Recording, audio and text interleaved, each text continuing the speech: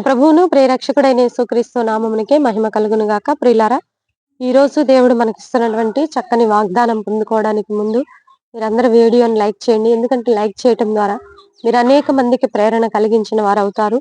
కాబట్టి యూట్యూబ్ వారు ఏం చేస్తారంటే, మనం ఎన్ని లైక్స్ అయితే మనకుంటాయో అంత వారు ప్రమోట్ చేయడానికి అవకాశం ఉంటుంది. సత్య సువార్తని, దేవుని వాక్కుని తీసుకువెళ్ళడం నేనైతే నా వంతు నేను ప్రయాసపడుచున్నాను. మీరు కూడా మరి ఈ పనికి సహకరించి దైవ దీవెనలు పొందుకోవాలని ప్రభు నామములో మనవి చేస్తున్నాం.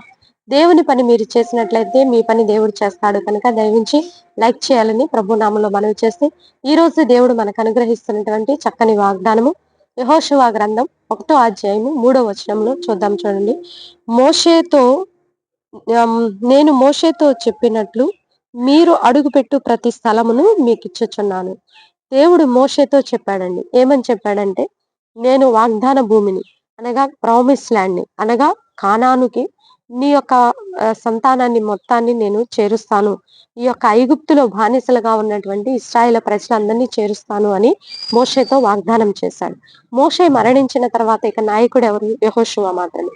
ఈ యెహోషువ తోటి దేవుడే చెప్తున్నాడు. డైరెక్ట్ గా దేవుడే మాట్లాడుతున్నాడు. ఏమని చెప్తున్నాడంటే, నేను మోషేతో చెప్పాను, మీరు అడుగుపెట్టు ప్రతి స్థలమును నేను ఇచ్చేదనని దేవుడు వాగ్దానం చేశాడు. కాబట్టి ఈ యొక్క నూతనమైనటువంటి అద్భుతమైనటువంటి వాక్యం ఏంటంటే, దేవుడు మనకిస్తున్నటువంటి చక్కని వాగ్దానము, దేవుడు మన పట్ల చేస్తున్నటువంటి చక్కని కార్యం ఏంటంటే, ఈ రోజు వాగ్దాన పూర్వకంగా ఇస్తున్నటువంటి వాగ్దానం ఏంటంటే, నువ్వు అడుగుపెట్టు ప్రతి స్థలమును ఆయన ఇస్తానంటున్నాడు. నువ్వు అడుగుపెట్టు ప్రతి స్థలాన్ని ఆయన ఇస్తానంటే ఏంటండి? నువ్వు ఏదైనా ఒక పొలం పనికి వెళ్ళావు. ఆ పొలం పనికి వెళ్ళిన దగ్గర నువ్వు కష్టపడి పని చేస్తున్నావు. తగినటువంటి జీతం, నీ కష్టానికి తగినటువంటి ఫలము రాకపోతే ఏమవుతుంది? బాధపడతావు కదా.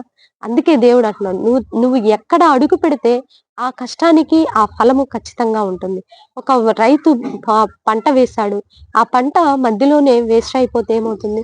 బాధపడతారు కదా. అలా కాకుండా అతను ఏ విత్తనం అయితే విత్తుతాడో, ఏ పంట అయితే పండించడానికి ఆశ కలిగి శ్రమ పడతారో ఆ పంట అంతా సమృద్ధిగా అనుభవిస్తాడు.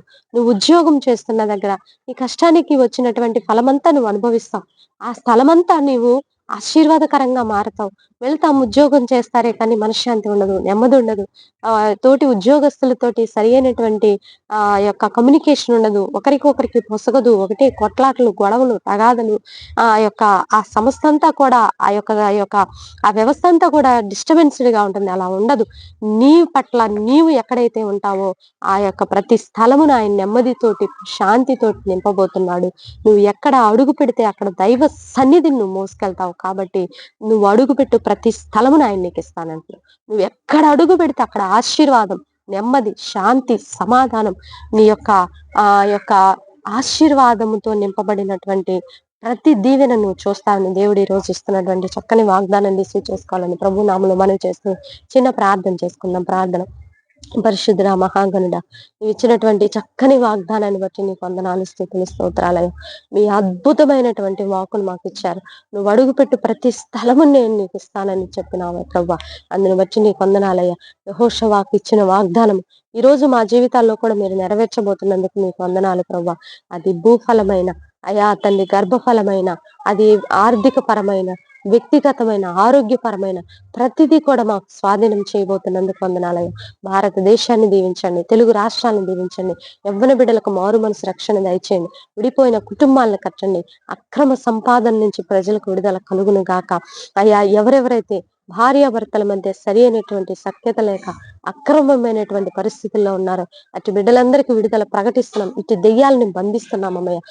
నాయన బ్యాడ్ రిలేషన్స్, బ్యాడ్ హ్యాబిట్స్ అన్ని బ్రేక్ అయిపోవాలా, బ్రేక్ అయిపోవాలా, బ్రేక్ అయిపోవాలా.